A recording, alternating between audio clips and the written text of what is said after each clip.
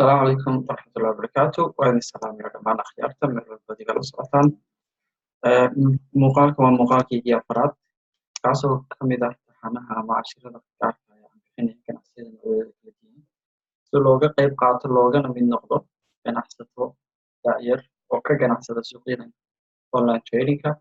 شالي تولو حين سوق على ني موضوعي كسابس السوقية دائر نوية ديسا sidoo kale maalinkii ka hore waxaan soo qaadanay cashir ku saabsan forex kaasoo ahaa sababaha aad forex uga tixgelin kartid waxyaabaha aad qaban kartid sidoo kalena waxyaabaha aad ka faa'iidaysid forex-ka shalay hore waxaan soo qaadanay noocyada suuqa sidaynu hore uga soo hadalnayna waxaan idiin sheegay in suuqyada ka kala duwan suuqa la yidhaahdo forex aan ka shaqayn doono ama aan ka ganacsan doono waxaan rajaynayaa inaad cashirada sida iskugu xigaan aad ula socoto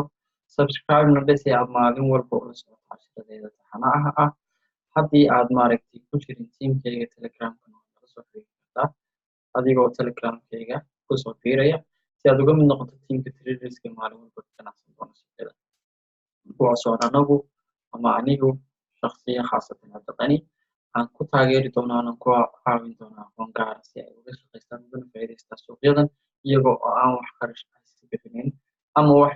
income ama maxaa la dhahdaa investment ah aanan gelin sidoo kale videoskan aan halkan ku duubaya waa videos ku saabsan in aanad investment iska gelin adigoon khibrad iyo aqoon dheeraad samaysan waxaan rajaynaya inaad si fiican ii fahantay waxaanu bilaabaynaa cashirkeena maanta kaasoo ka ah cashir ku saabsanaan doona waxa loo yaqaano mawduuca maanta ka hadli doona waxa loo yaqaana binary options iyo forex trading binary options iyo forex trading baan qaadan doonaa waxa la yiraahdaa understanding the difference ama in la fahmo farqiga u dhexeeya binary options waxa la yiraahdaa binary and digital options la yiraahdo iyo forex trading waxa ay ku kala duwan yihiin sideese lagu fahmayaa waxana yihiin ma laba suuq bay kala yihiin ma laba waxay kala yihiin asset waxay ku kala duwan yihiin okay forex trading iyo binary trading waa labo kala duwan waana muhiim inaad ogaato waxaan ku raahdaa farqiga u dhexeeya labadan ganacsi shalaytole waxaan idiin soo sheegay inuu cashiradu macnaha ay forex uu yahay isku beddelka lacagaha qalaad oo keliya binary and digital optionsna waxaan idinku soo sheegay videoyinka ka horreeyay in uu yahay sarifka lacagaha qalaad oo si kale iyo xaalad kale looga ganacsanayo sidoo kalena wuxuu isugu jiri doonaa binary and digital options waxa loo yaqaano stocks iyo lacago waxaan fahmaynaa muxuu yahay waa inaad ogaato weeyaan waa muhiim inaad ogaato macnaha farqiga labadan suuq ama labadan policy u dhaxayn doona okay forex aan ku bilaabay in forex ama forex marka aad ku ganacsanayso waa higher variability iyo more risk waxa weeye macnaha mar walba yani waxaad galaysaa variability wax la dhaho yani suuqaagan marnaba suuqaagani maxaan ku idhahdaa higher variability iyo more risk ama loo yaqaano maxaan ku idhahdaa isbedel ku saabsanaan kara maxaan ku idhahdaa xagga ganacsiga ama lacagaha aad ku trade garayn doonto forex marketku wuxuu mar walba kuu soo bandhigayaa wax la idhahdo higher variability iyo more risk oo sidoo kale ah macnaha mar walba inaad risk taker u diyaar ahaato walow ay suuqa kaleba uu risk taker noqonayo laba mar walba u baahan yahay laakiin waa inaad ogaato basicka hore ay ku kala duwan yihiin in forex markets haddaba waxa lagu wariyo suuqyada forex la yidhaahdo waxaa la yidhahdaa sometimes loo yaqaano fx oo u dhiganta forex waxa weeyaan ama currency markets sida aad ku fahmi kartaan ama suuqa lacagaha la yidhaahdo isaga lacag baa lagu trade gareeyaa forex oo marka kelmadda dhan baa ugu taagantay foreign exchange lacag kala duwan lagu trade lagu maxaa la yidhahdaa laga shaqaysto okay in forex traders must decide qofkan ganacsadaha ah waa inuu isagu go'aamiyaa maaha oo keliya inuu go'aamiyo directionka uu suuqu tegi doono sidoo kale waa inuu predict gareeyaa ama uu sii saadaaliyaa intee in leg ayay lacagtaasi kor ahaanaysaa ama suuqaasi uu kor ahaanay waa marka aynu forex aynu ka hadlayno forex markaad ku trade garaynayso waxaan hore idinku soo sheegay suuq baa buy noqonaya suuq baa sell noqon doona okay suuqan position-ka uu joogo intee in leeg buu kor u sii kacayaa baad ku xisaabtamaysaa kuma xisaabtamaysid suuqa inuu kor tago waxaad ku xisaabtami doontaa intee in leeg buu kici doonaa bips wax la dhahdaa la xisaabsadaa waa markii forex oo suuqaasi euro iyo USD maanta waxay tegayaan kor bay tegayaan so si ay kor u tagaan intee in leeg buu kor u sii soconayaa baad analyze garanaysaa marka suuqa la yiraahdo forex xitaa sidoo kale oo ama walow aan la garanayn the ultimate risk and the profit is unknown adiga oonan garanayn profitkaaga iyo khasaaraha ugu badan ee kusoo gaari kara adiga oo yaan isticmaalin waxa la dhahdo stop loss iyo take profit oo ku kala eeg maxaan ku dhahdaa processka lagu shaqeeyo okay stop loss iyo take profitka ma hubin kartid inaad stop losskii gaadhayso ma hubin kartid inaad take profitka halkii ugu dambeysay aad gaadhi laakiinse inta u dhaxaysa ayuu suuqaasi dhex soconayaa si aad analyze garanaysa waa markaynu forex ku tirigalayno ama aynu doonayno inaynu ka lacagaysano suuqyada loo yaqaano foreign exchange okay in forex in forex there are no limits how much money a trader can make of this wax limit ah ma laha inta lacag uu traderka ama ganacsadaha ka ganacsanaya uu khasaaro iyo faa'iido sameyn karo limit ma laha forex marka la yiraahdo limit ma laha waxa laga wadaa ama looga jeedaa macnaheedu limitku aad faa'iideyso ama limitka aad khasaaraysaay ma aha mid xadidan oo aad oranayso limitkaasaan faa'iidaya oo ii go'an oo maanta aan suuq ganacsiga halka trade ku helay suuq socdo faa'iido markuu ku gaaro baad leedahay take profit inta igu daa okay intaas igu daa baad leedahay close position wax la yiraahdo position iska xidhan leedahay haddii uu hoos kugu dhaadhaco waad ka qabanaysaa ama waxaad sugaysaa intuu stop loss kaaga gaadhay soo ma laha qiimo xadidan ama lacag xadidan lagu tirigareeyo oo si aad u expect garayso faa'iidada aad okay the maximum loss in forex khasaaraha ugu badan ama lacagta ugu badan aad khasaari karto forex would be your money on your trading account ama platformka MetaTrader 4 la yiraahdo lagu isticmaalo foreign exchange mostly iyo MetaTrader 5 lacag baa ku taala lacagtaas oo ah $250 mostly 200 ah waxa weey lacagtaasi hadii ma aragtay waxay noqon kartaa lacagta aad khasaarto foreign exchangeska lacagta ku jirta platformkaaga sidoo khasaarta stop loss kii baad oran weyday what else stop loss kaagi hadii aad stop loss ko kale sameyn weydo sidoo kale lacagta platformka kugu jirto oo dhan baad use gareynaysaa because of sidoo u socdo yaad use gareyn kartaa hadii aad win gareynayso kor intuu iskaga socdo ma win gareynaysaa halka aad ugu soo noqoto bay noqonaysaa waa hadii stop loss take profit sameeyo sidaan idin sheegay ama xadid ama limit ama stoppage wax la oran aad qaadan weydo okay halka forex marka la yiraahdo both losses and profits can be managed with limit stop orders labadooda waxa lagu manage gareeyaa foreign exchangeska and profitskaaga iyo khasaarahaaga waxaad ku manage gareyn kartaa waxa loo yaqaano maxaan ku raahdaayay limit stops oo ah waxaan aan idin sheegay stop loss take profit wax la yiraahdo ku manage gareyn stop loss baad leedahay take profit kuwaasaad ku maamulaysaa suuqa marka inta aadan buy gelin ama aadan sell gelin markaad analyzing-kaaga waxa gasho intee leeg suuqa forex ku socon doona si analyze gareynaysa intee leeg maxaa maamuli doona waxa maamuli doona profits can be managed with a limit stop orders ama sida uu inoo sheegayo macnaha saasa lagu manage gareeyo so maxaynu halkaan ka ognahay foreign exchangeska macnaha sida siyaabaha loo trade gareeyo siyaabaha loo ganacsado lacagtaad khasaari kartaa waxay noqon kartaa lacagta platformkaaga kugu jirta ama brokerkaaga lacagta ugu badan aad khasaari kartaa ina waa taasay noqon kartaa maxaa la dhahdaa limit ma jiro lacagta aad samayn karto u go'an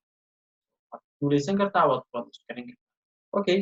in binary and digital options waxa la dhahdo binary optionska waxa la dhahdaa binary options waxa la yiraahdo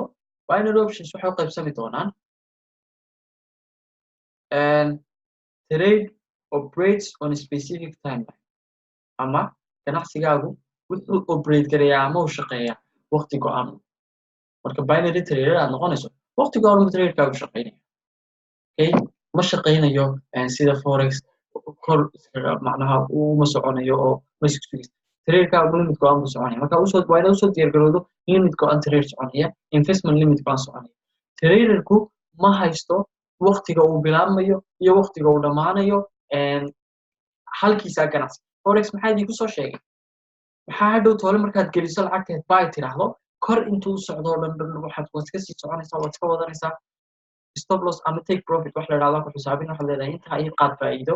close position baad leedahay lacagteed faa'iidad qaadanaysaa tan sidaa ma binary and digital options binary and digital options ka qofka traderkiisa uma maamulo waqtiga uu suuq istaagay marka uu trader ku bilaabo haddaad lacagta buy geliso traderkaasi ilaa uu dhammaanayo adigu lacag maxaan ku dhahaa kalama bixi kartid mana odhan kartid iga jooji khasaara ku jira iga jooji faa'iida ku jira iga jooji halkaa ka ognahay way kala duwan yihiin forex iyo binary and digital options okay the trader has no control over when a trade begins or ends once the trade started so waan fahmi doonaa waxa uu yahay traderku waxaan uu u samayn kari layahay ama uu u maaragtay qaadi kari layahay markuu ganacsigu bilaabo before the binary ama waxa la yidhahda binary options intuuna traderka binary option uuna bilaabin userku waa inuu macnaha doortaa waqtiga uu macnaha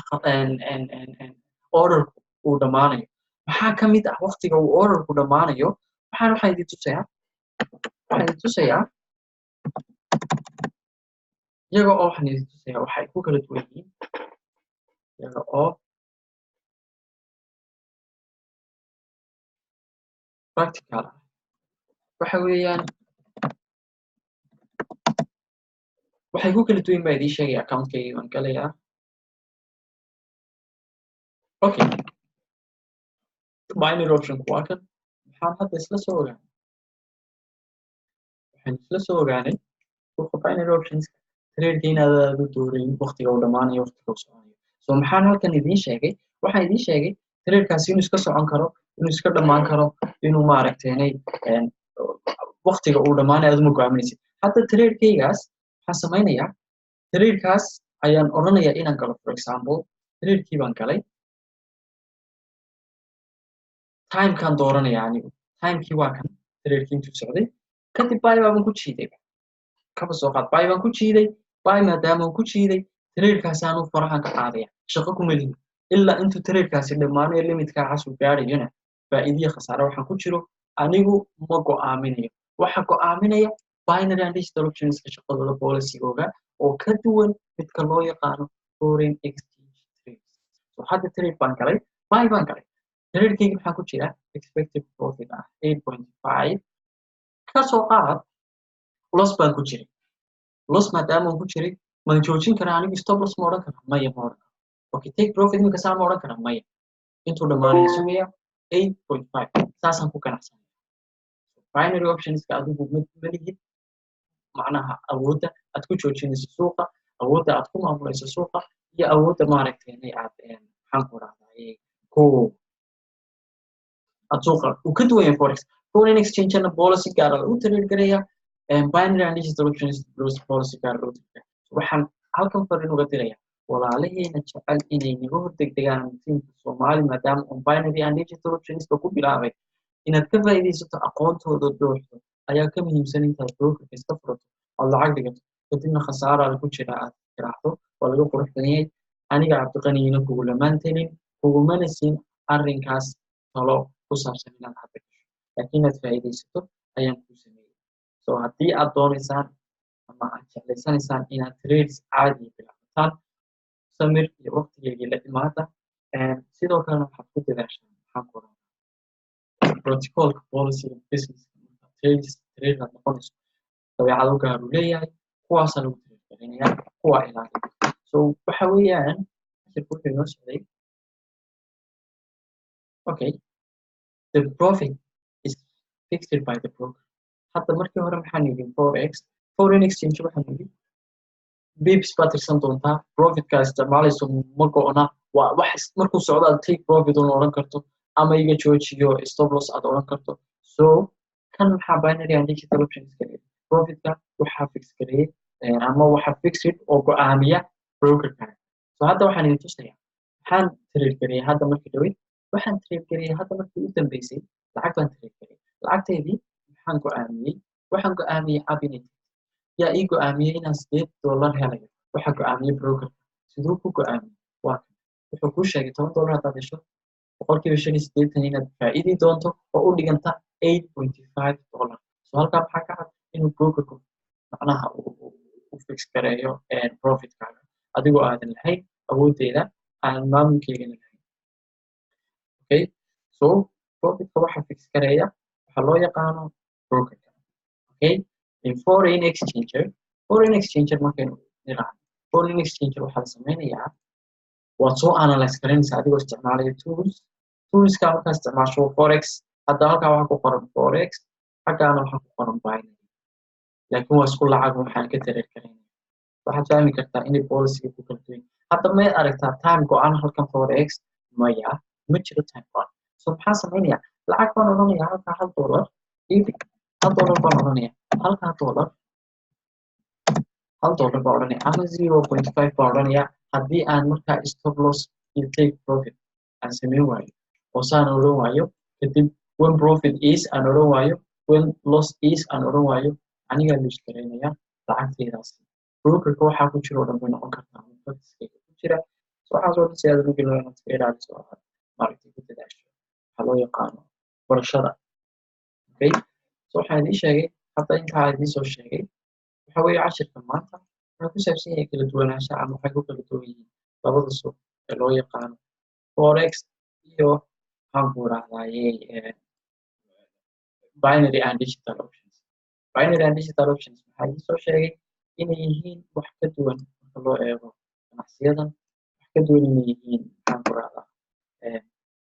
forexka caadiga forexka adigu ma go'aaminaysid timeka lacagta kugu jirto oo dhan waad lose garan kartaa laakiin khibrad hadaad leedahay foreign exchanger waad ku trade garan kartaa so dadka ka yimiday forex ama jeclaysanaya inay binary and digitalka aqoon fiican u fahmaan wax kama duwanaa marka la eego forex haddii la eego trend line baa jira wax caadiyo analyzing sida caadiga loo sameynaya baa jira trendku maanta halkuu socdaa jiri doonta wuxuu yahay baa jiri doona candlesticks baa jiri doona so waxaasoo dhan baan insha allah fahmi doonaa cashirka xigana waxaan rajeynayaa intaad idin gudbin inaad videoga maanta ku celceshato si aad u fahanto waxa iyo maanta aan ka hadlaynay iyo muhiimadda uu cashirkeenu daarnaa oo ahayd maxaan ku rahdaye in la kala barto farqiga u dhexeeya foreign exchange iyo maxaan ku rahdaye binary and digital options so waxaan isla garanay binary inuu fixed mar walba yahay brokerka fixed kaaga dhigay timekiisu waa fixed waxa aad go'aaminaysaana assetku ma up bay tegi kartaa mise down okay so hadda maxaa halkan markii dhow waxaan idiin sheegay inaan iska galay trade-kaasi miyaan iska galay waxaan ku galay assetka aan buy idhi positionka inuu ka sarreeyo positionka aan buy idhi greenka inuu ka sarreeyo baan go'aaminaya hadduu buy aan idhi inuu ka sarreeyo waa inuu candleku markaa wixii ka dambeeya uu ka sarreeya position so binary and digital maaha khamaar sidoo kale foreign exchange maaha khamaar laakiin aqoon iyo khibrad baad u baahanaysaa si aad uga talagelayso suuqyada noocan kala waxaan rajeynayaa inaad faa'iidaysatay cashirkeena caawana intaas u baahnaan doona ku celceshada videoga subscribe-na dhisi channelka aad ula socoto videoska dambe iyo jeliska calaamadteed jeliskana daaro si aad mar walba kuusoo galo videogaan soo gelino insha allah waxay idin rajeynayaa ganacsi wanaagsan iyo guul baan insha allah idin